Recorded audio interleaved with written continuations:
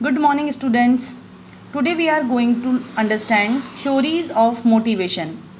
कल हमने last lecture में हमने देखा था मोटिवेशन का meaning, definition, it's importance and techniques of motivation, जिसमें हमने फाइनेंशियल और नॉन फाइनेंशियल टेक्निक्स डिस्कस की थी.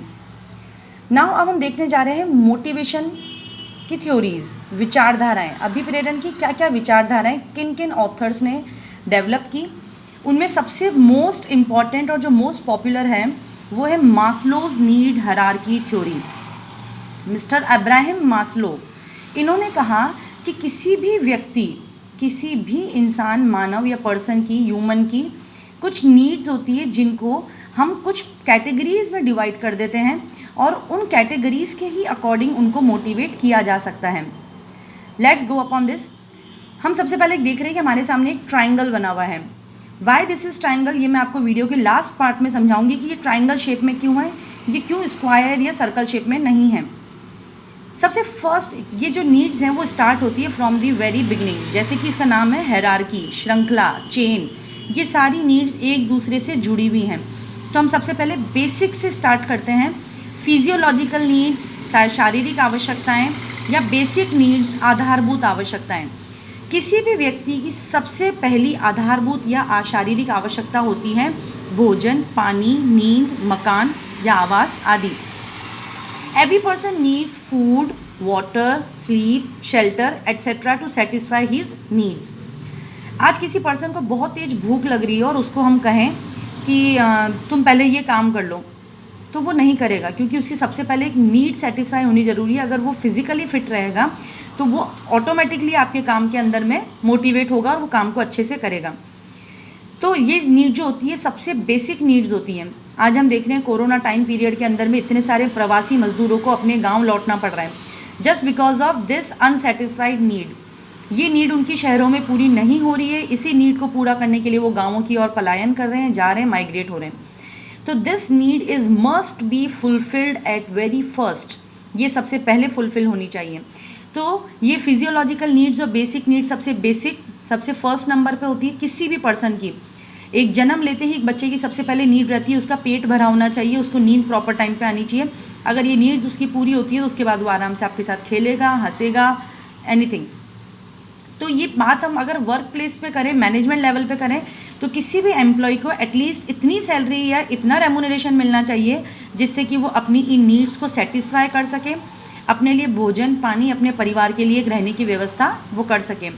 और ऑब्वियसली नींद, अगर मैं आप लोगों को 15-15 मिनट के लेक्चर की जगह अगर मैं आपको 2-2 घंटे के लेक्चर पढ़ाऊँ और ऐसे 5 सब्जेक्ट हों आपके पास, तो क्या ये पॉसिबल है कि आप अपना फुल्ली डिवोश दे पाएंगे, आप अपना अच्छे से काम कर पाएंगे, या आप सारे लेक्चर्स को अच्छे से देख पाएंगे? Obviously not. 12-12 घंटे पढ़ना पाना और उसके बाद अपनी नींद पूरी कर पाना, it is not possible. After fulfilling basic needs the is time to come of safety needs. Safety needs means सुरक्षात्मक आवश्यकताएं. जब हमारी ये नीड सेटिस्फाई हो जाती है, जब हमारा ये नीड्स सेटिस्फाई होने लगती हैं, तो अचानक से नहीं, ऑटोमेटिकली दूसरी नीड अराइज हो जाती है. वैसे भी एक कहावत भी है कि नीड्स आर नेवर सेटिस्फाइड और नेवर एंडिंग, कभी भी ख़त्म नहीं होती है. एक आवश्यकता पूरी नहीं होती, उससे पहले दूसरी चालू हो जाती है. आप लोगों की इच्छा है कि भाई हम, मुझे पापा एक अच्छा मोबाइल दिला दीजिए, उसके बाद कोई इच्छा नहीं मेरी कंप्लीट हो जाएगी. जैसे ही आपके पास मोबाइल आ जाएगा आपकी दूसरी नीड ऑटोमेटिकली अराइज हो जाएगी, पापा मुझे एक बाइक दिला दो या एक एक्टिवा दिला दो. जैसी वो नीड पूरी होगी तो आपका कोई एक नई नीड स्टार्ट हो जाएगी कि मुझे 2 दिन के लिए टूर पे कहीं बाहर भेज दो, कहीं घूमने जाना है. तो needs are never ending process. Needs कभी ख़त्म नहीं होती हैं. जैसे ही फर्स्ट नीड आपकी फुलफिल होगी, आपकी सेकेंड नीड ऑटोमेटिकली अराइज हो जाएगी, दैट इज़ सेफ्टी नीड्स, सुरक्षात्मक आवश्यकताएं. किसी भी व्यक्ति को लगता है कि आज तो मेरी फूड, वाटर, स्लीप, शेल्टर की नीड कंप्लीट हो गई है, बट व्हाट अबाउट टुमारो, कल का क्या होगा?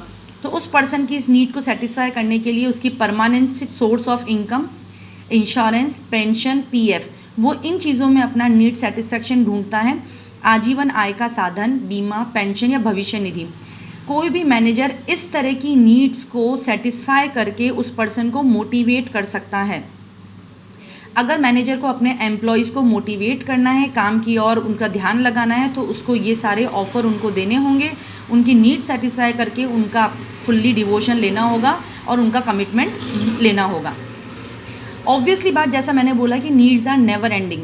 अगर आपने एम्प्लॉयज़ को ये भी चीज़ें प्रोवाइड कर दी हैं, बीमा, पेंशन जो आप दे सकते हैं, obviously these are financial techniques of motivation, अगर आपने ये प्रोवाइड कर दी हैं तो ऑटोमेटिकली ही moves upwards, that is social needs, सामाजिक आवश्यकताएं। देखिए हमारी जो नीड्स हैं वो ऊपर की तरफ बढ़ती जा रही हैं, एक ख़त्म हुई तो दूसरी चालू, दूसरी ख़त्म हुई, पूरी हुई, ख़त्म से इन सेंस अगर वो दूसरी नीड पूरी हो जाती है, हमारी टेंशन फिनिश हो जाती है, हमारी ड्राइव स्टार्ट हो जाती है, मोटिवेट हो जाते हैं, तो हमारी अनदर नीड स्टार्ट हो जाती है, दैट इज़ सोशल नीड्स। ये सामाजिक आवश्यकताएं क्या होती हैं? जैसे लव, अफेक्शन, फ्रेंडशिप। जब हमारी बेसिक नीड्स, सेफ्टी नीड्स पूरी हो जाती हैं, then the social needs arises in form of we need with love, affection, friendship. हमको समाज के अंदर में एक प्रेम, स्नेह, अपनत्व, मित्रता, हमें कुछ दोस्त चाहिए, हमें ऐसे कुछ लोग चाहिए जिनसे हम अपनी बातें शेयर कर सकें, हमें स्नेह चाहिए। ये चीज़ें जो हैं वो फाइनेंशियल टेक्निक्स में नहीं कह सकते हैं, these are the non financial techniques.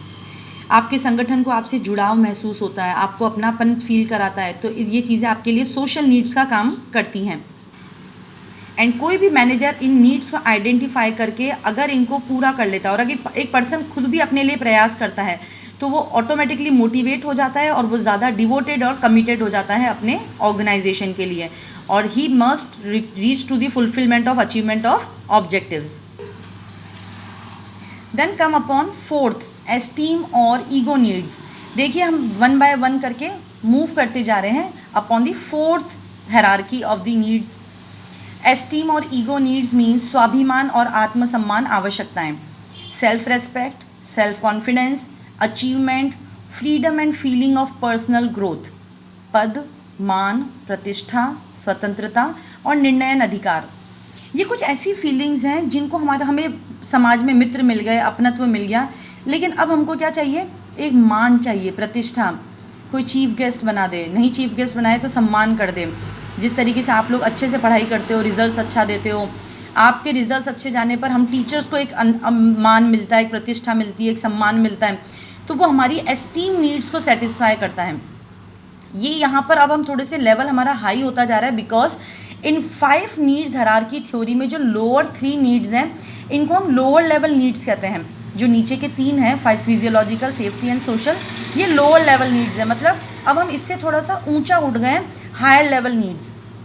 आपने एक चीज़ नोट करी होगी, जैसे कि अभी कोरोना पीरियड में कई सारे लोग वॉरियर्स हैं जो कि इन सब चीज़ों से ऊपर उठ कर के समाज की मज़दूरों की हेल्प कर रहे हैं। जैसे मैंने आज पढ़ा, सोनू सूद काफ़ी अच्छा काम कर रहा है, मज़दूरों को उनके घर पहुंचाने का काम कर रहा है।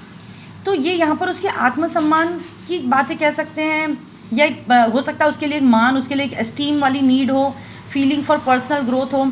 यहाँ उसको इन टर्म्स ऑफ कैश या फाइनेंस कुछ नहीं मिलने वाला, लेकिन वो लोग हेल्प कर रहे हैं। अक्षय कुमार अपने यहाँ से फंड्स जुटा रहा है उनके लिए। तो ये कुछ ऐसी चीज़ें हैं जिनमें इनको आत्मसम्मान की फीलिंग आती है, कॉन्फिडेंस की फीलिंग आती है, सेल्फ कॉन्फिडेंस।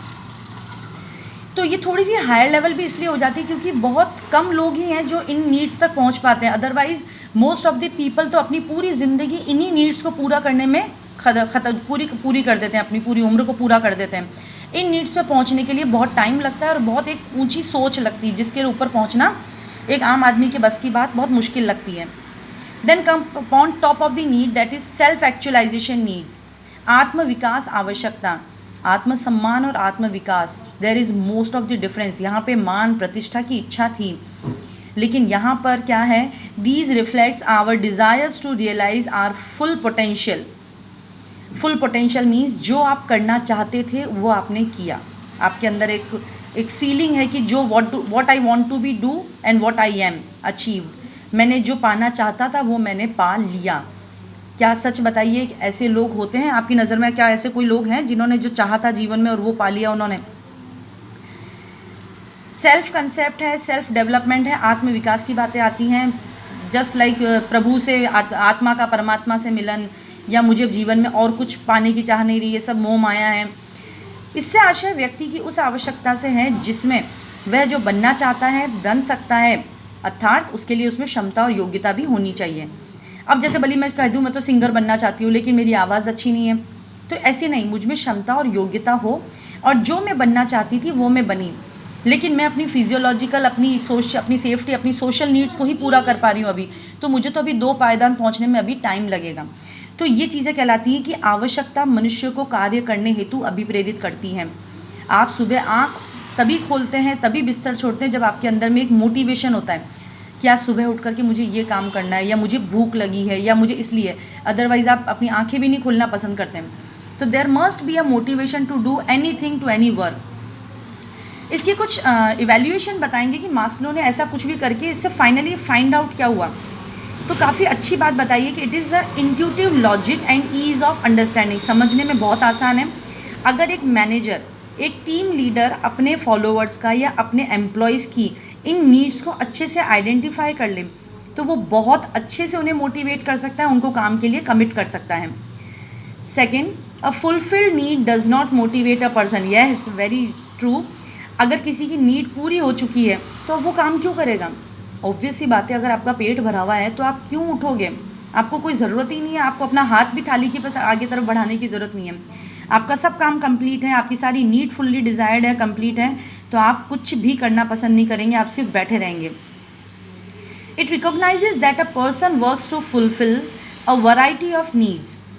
यस, एक किसी भी पर्सन के पास में वैरायटी ऑफ नीड्स होती है। मिस्टर अब्राहम मास्लो ने इन नीड्स को 5 पार्ट्स में डिवाइड किया है। It helps to explain why people behave differently in same situation. Yes, हमने नीड्स को तो एक स्टैंडर्ड 5 पार्ट्स में डिवाइड कर दिया, लेकिन किसी एक सेम सिचुएशन के अंदर में अलग अलग पर्सन अलग अलग बिहेव क्यों करते हैं? Just because of these needs.